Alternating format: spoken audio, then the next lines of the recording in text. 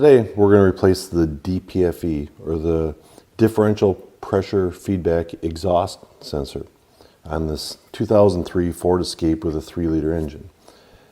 Now I'm going to first off pull out the transmission dipstick tube so we get a little better access and we can see the sensor here itself. So now this is mounted off the EGR tube as it connects into the exhaust. This sensor is going to monitor the amount of EGR flow based on the difference in pressure there. So first off, you see I disconnect the electrical connector. We've got the electrical harness kind of tucked in there.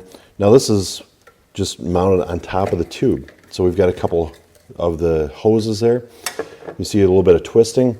I was able to get those off. I can get the other one off. Just like that, I've got the sensor free and clear. So now I will transfer the tube over.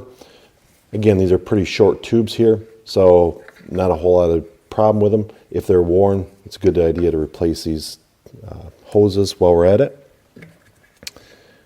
Now I will slide this into place and get them lined up on top of the tubes here.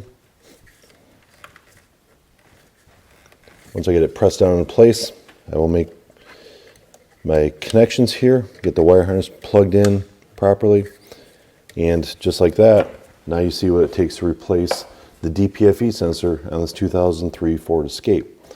Now a couple other things to be aware of here.